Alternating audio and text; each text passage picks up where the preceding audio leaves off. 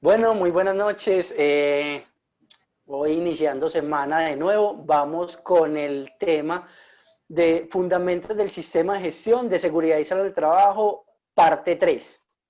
Entonces, ahora 8 días terminamos con el tema de los objetivos del sistema de gestión. Hoy en la parte 3 vamos a iniciar con el tema de indicadores, un tema que es bastante crucial, un tema que a mucha gente no le gusta porque tiene que ver con números, pero que a la alta gerencia son temas importantísimos. Entonces, hoy vamos a iniciar con el tema de indicadores del sistema de gestión de seguridad y salud del trabajo. Entonces, una de las obligaciones de la empresa es definir estos indicadores, dentro de los cuales son cuantitativos y cualitativos, y deben evaluar la estructura, el proceso y el resultado de las empresas. Entonces debe ser algo muy característico que las empresas lo puedan hacer, que sea muy ordenado, muy organizado este tema, donde deben hacer un seguimiento y alinearse con el plan estratégico de la empresa y hacer parte del mismo. Cada indicador debe contar con una ficha técnica que contenga las siguientes variables. Entonces vamos a mirar esa ficha técnica que debe contener esos indicadores, qué información deben tener. Entonces, lo primero es la definición del indicador. Es una parte importante. La interpretación del indicador. El límite para el indicador o valor a partir del cual se considera que cumple o no con el resultado esperado. ¿Cómo así? Entonces usted le puede poner a ese indicador que cumple si supera el 80% o si supera el 70%. ¿De qué depende eso? Del indicador. Les voy a poner un ejemplo. Si ustedes hablan de un indicador donde se hable de la vida, pues ese indicador ojalá fuera el 100%. Pero si usted habla de un indicador de capacitaciones, usted lo puede poner como, por ejemplo, que lo avale al 80%, que si el indicador supera el 80%, el indicador es viable. Si está por debajo del 80%, el indicador no se cumplió. Entonces son cosas que se pueden analizar y se pueden revisar. Es demasiado importante que la empresa tenga claro qué indicadores deben estar al 100%. ¿Cuáles indicadores pueden ir a un 70, un 80, un 90? Porque la idea es que los indicadores sean muy aterrizados a la realidad, que los indicadores se cumplan, sean cumplibles, que las metas que se pongan sean aterrizadas a la empresa y no poner indicadores que en realidad nunca se van a poder cumplir. O por el contrario, indicadores que sean con un nivel tan bajo que siempre se cumpla y que en realidad no está mostrando nada. Como por ejemplo poner un indicador al 20%, pues eso no estaría diciendo absolutamente nada. Un indicador estable, un indicador viable, que se recomienda pues que sea por encima del 80%, pero dependerá de la actividad que se vaya a hacer, de lo que usted quiera hacer. El tercer tema, o el cuarto tema, es el método de cálculo. ¿Cómo se va a calcular ese indicador? ¿Cuál es la fórmula para hacer esto? Debemos tener una fuente de información para el cálculo, de dónde sacaron esa información. Debemos tener una periodicidad del reporte, cada cuánto se va a hacer, cómo se debe hacer ese reporte de ese indicador específico. Y por último, unas personas que deben conocer el resultado. Entonces, después de que ya se tuvo ese indicador, ¿a quién le debo reportar los resultados de ese indicador? ¿Quién debe conocer eso? Si los debe conocer la alta gerencia, si los debe conocer los mandos medios, si los debe conocer el COPAS, el Comité de Convivencia Laboral, un cargo X. ¿Quién debe conocer esos resultados? Porque me parece que es demasiado importante hablar de estos valores, de estos números para una empresa, porque esto me estará mostrando en realidad cómo está parada mi compañía, ya que son muchos los indicadores que debemos realizar y que se deben tener. Dentro de los cuales vamos a mirar cuáles son los indicadores que evalúan la estructura del sistema de gestión de seguridad y salud del trabajo. ¿Cuáles son los indicadores que evalúan la estructura del sistema de gestión de seguridad y salud del trabajo? Entonces el empleador debe considerar, entre otros, los siguientes aspectos, como por ejemplo, la política comunicada. Entonces debe haber un indicador que evalúe esa parte. Si la política está firmada, está fechada, está comunicada, tenemos los soportes, o estamos en un 50%, o no se le comunicó a todo el mundo, o no se le comunicó a la alta gerencia, o por el contrario no está firmada, no está divulgada. Todo esto me van a dar unos valores muy importantes para saber cómo estoy parado en esta área. Otro, los objetivos y las metas. Indicador de estructura para esta área.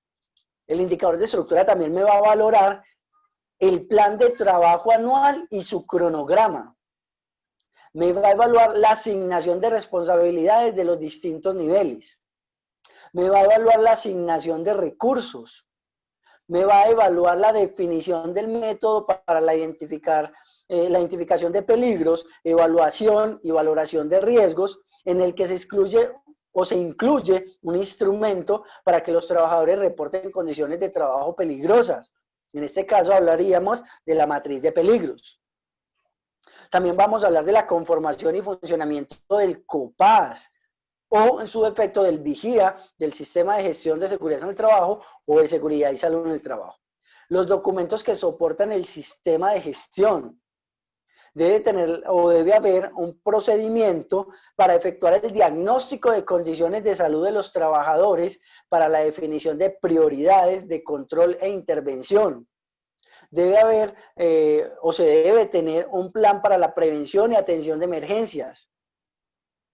Debe existir ese documento como tal. Y debe haber una definición de un plan de capacitación en seguridad y salud en el trabajo. Entonces la estructura en realidad me evalúa todos esos tipos de documentos para ver si en la empresa están, si la empresa los diseñó, si tenemos los procedimientos, los estándares, el programa, si eso está ahí. Entonces, los indicadores de estructura me van a evaluar esta parte, que es algo muy importante dentro del sistema de gestión, y es la documentación de estos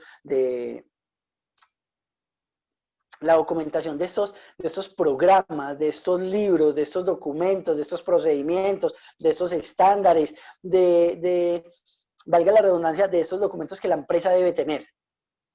Entonces vamos a ver los indicadores que evalúan el proceso. Ya no es la estructura, sino el proceso. Y dentro del proceso, ¿qué van a evaluar? La evaluación inicial. Que eso se me vuelve la línea base de nuestro sistema de gestión, porque con esta evaluación inicial vamos a saber qué tenemos y qué no tenemos en este tema. Vamos a ver la ejecución, dentro del proceso vamos a ver la ejecución del plan de trabajo anual. En la estructura era la documentación, en el proceso es la ejecución del plan de trabajo anual, pero también la ejecución del plan de capacitaciones. En la estructura era la documentación de la matriz de peligros, hoy llamada identificación de peligros, evaluación y valoración de riesgos. Dentro del proceso ya vamos a ver la intervención de peligros identificados en los riesgos priorizados. Vamos a ver la evaluación de condiciones de salud y trabajo realizadas en el último año. En la estructura era la documentación de ese procedimiento para evaluar las condiciones de salud. Entonces aquí ya vamos a evaluar esas condiciones de salud y trabajo realizadas en el último año. Vamos a ver la ejecución de las diferentes acciones preventivas, correctivas y de mejora, incluidas las acciones generadas en las investigaciones de los accidentes de trabajo y enfermedades laborales y de las inspecciones. Entonces acá ya vamos a ver esa ejecución de lo que puede o lo que se debe hacer después de que ocurre un accidente de trabajo y una enfermedad laboral. Y los resultados en realidad de esas inspecciones. Vamos a ver la ejecución del cronograma de las mediciones ambientales, ocupacionales y sus resultados. Vamos a ver el desarrollo de los sistemas de vigilancia epidemiológicos, de acuerdo con los análisis de condiciones de salud y trabajo y a los riesgos priorizados. Vamos a ver el cumplimiento de los procesos de reporte e investigación de incidentes y accidentes y enfermedades laborales. Pero también vamos a ver el registro estadístico de enfermedades laborales, incidentes, accidentes de trabajo y ausentismo laboral por enfermedad. Pero también vamos a ver la ejecución del plan de prevención y atención de emergencias. Ya no es el documento, sino la ejecución de ese documento, de ese plan de prevención, preparación y respuesta ante emergencias. Y vamos a ver la estrategia de conservación de los documentos. Ya no es la documentación como tal, sino cómo se van a conservar esos documentos del sistema de gestión en mi empresa.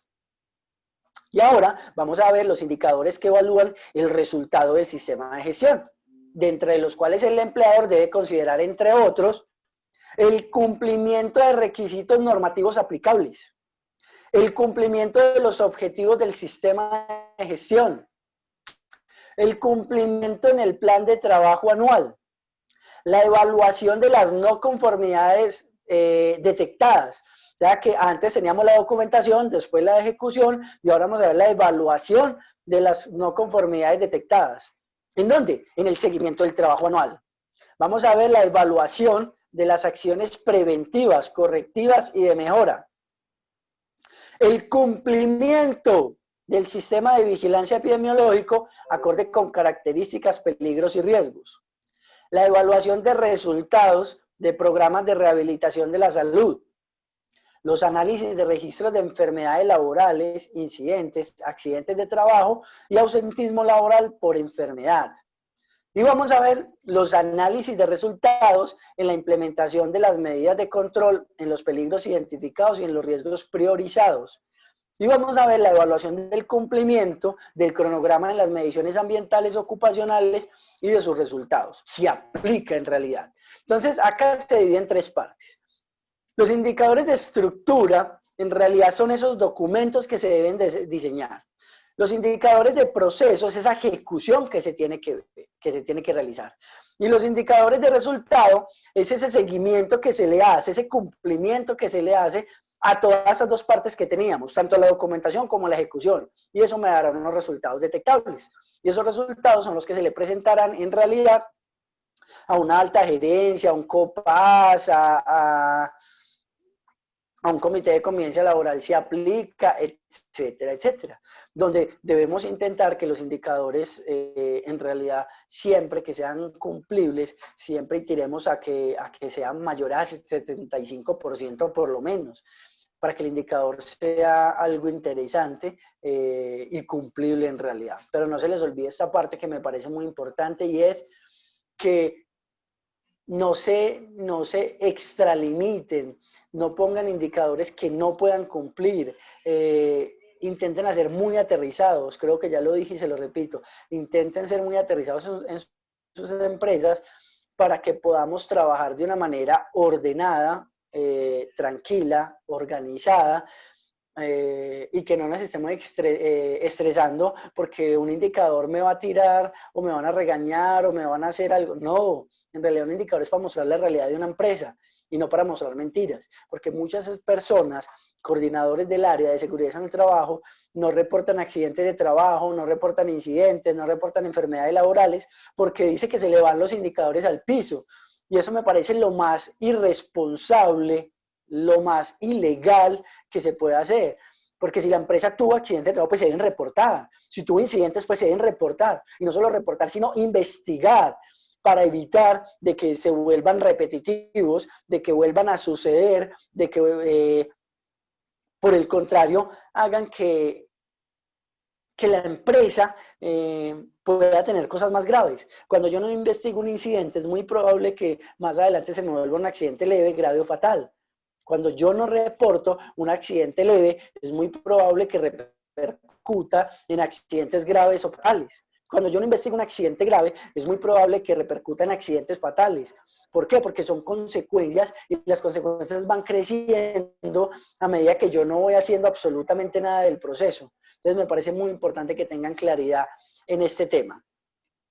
Y ahora vamos a pasar a la aplicación del sistema de gestión. Les recuerdo que esta es la tercera parte de esta conferencia de los fundamentos del sistema de gestión. Si de pronto entran y no entienden alguna parte, los invito a que vean la primera y la segunda parte que están subidos en nuestro canal de YouTube de la emisora Busco en Ti.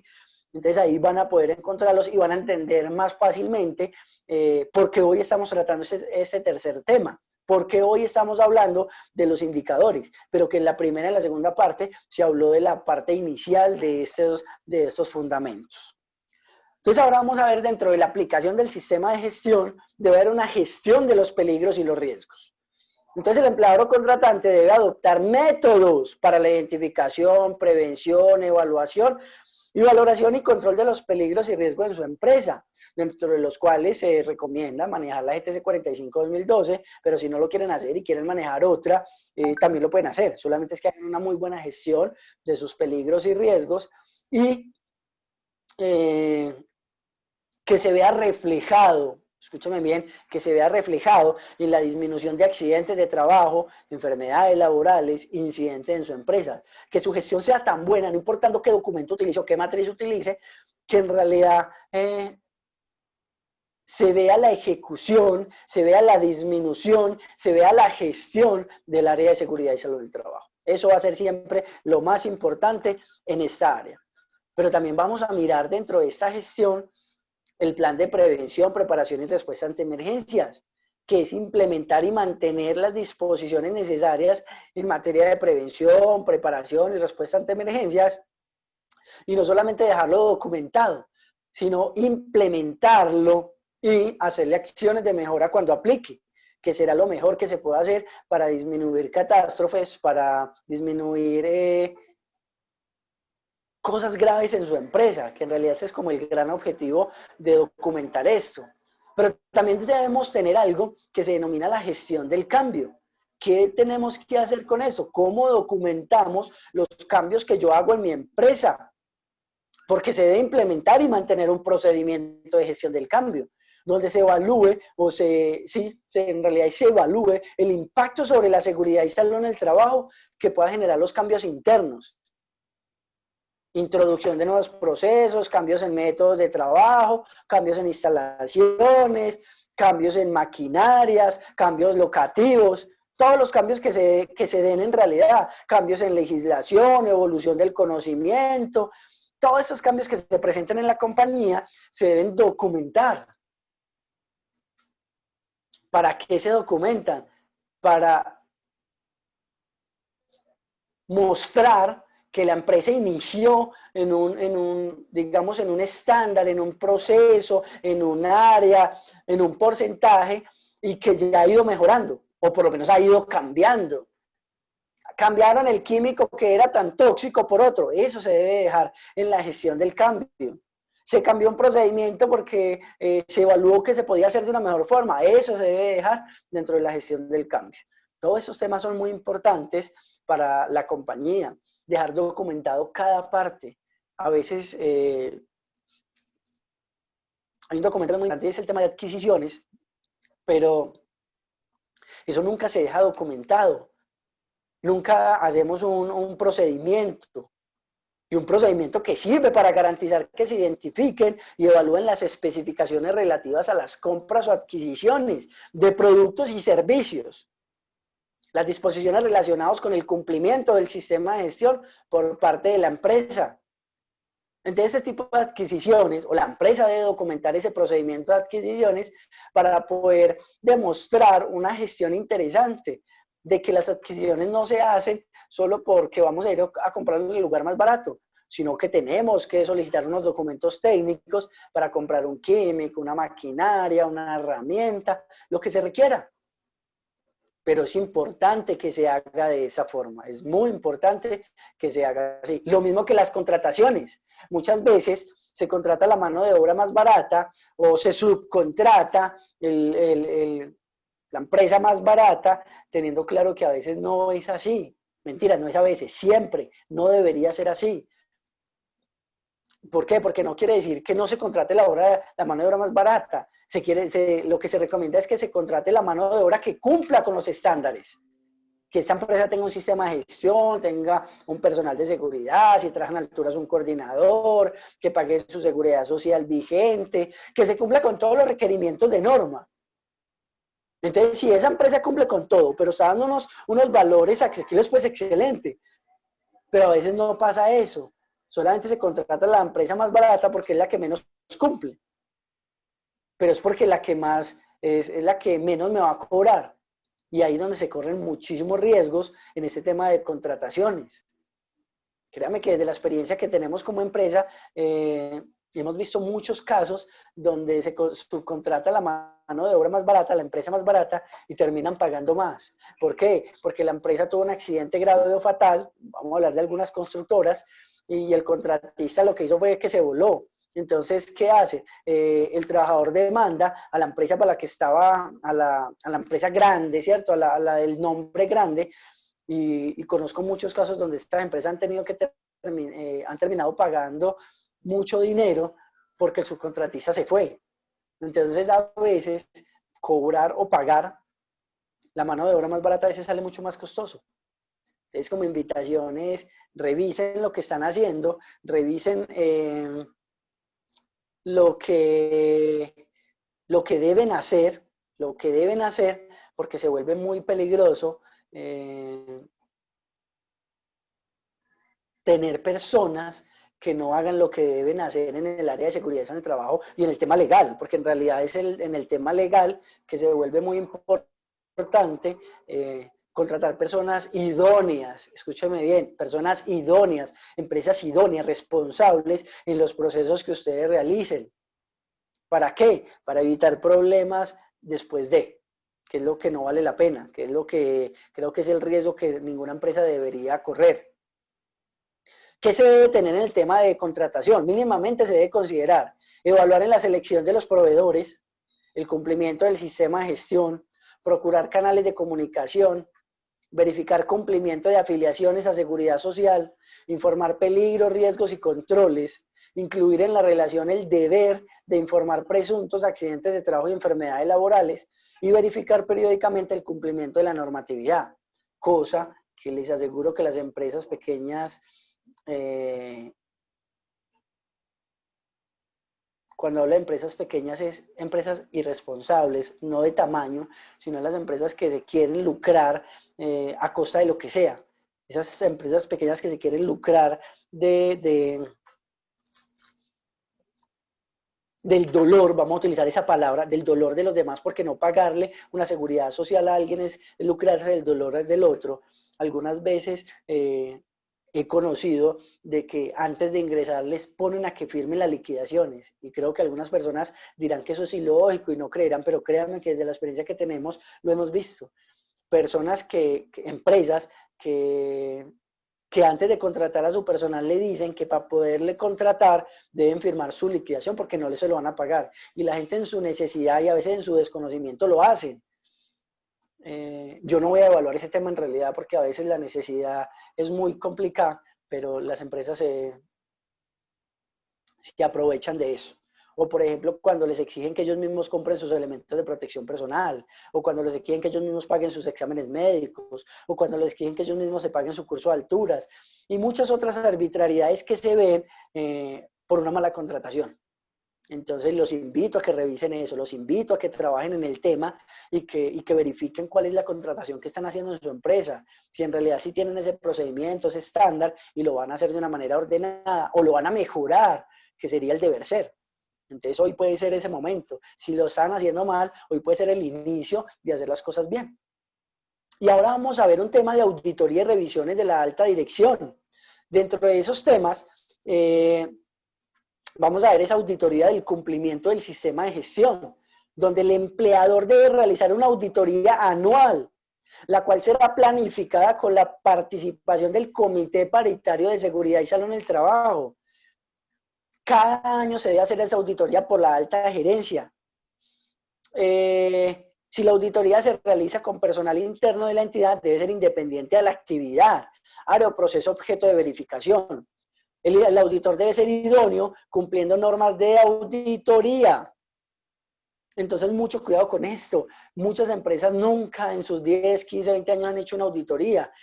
Y es importantísimo que empiecen a hacerlo. El empleador tiene la obligación de hacer este tema, de hacer esa auditoría anual con cumplimientos de norma. Y no es solamente que vaya y mire o que el personal de seguridad le haga un documento y usted lo firme. No, es que en realidad se haga una auditoría real.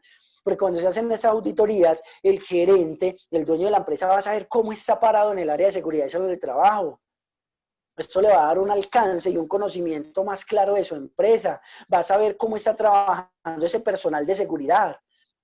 Entonces les recomiendo que esto se haga desde el deber ser, no desde un cumplimiento o una obligación de firmar un papel, sino que lo hagan porque en realidad quieren conocer su empresa y necesitan saber cómo se está manejando el área de seguridad y salud del trabajo. Y donde les recomiendo este tema porque muy probablemente van a tener un accidente de trabajo que les haga cerrar la empresa y ustedes nunca se dieron cuenta, nunca sabían, nunca entendieron este proceso. pero créanme que un accidente de trabajo, una empresa pequeña o mediana los puede dejar casi a puertas de cerrar una compañía y los puede dar a puertas de una cárcel por responsabilidades penales, a puertas de una quiebra por responsabilidades civiles. Y creo que a veces esos temas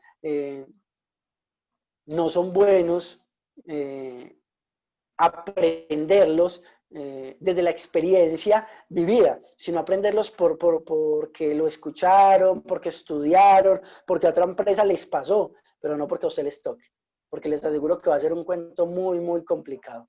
He conocido casos de muchas empresas que han tenido que cerrar y los dueños de empresas tenerse que ir al exterior porque no tenían con qué pagar una indemnización, con qué pagar unas sanciones que el Ministerio de Trabajo les impuso porque no tenían nada de seguridad en el trabajo.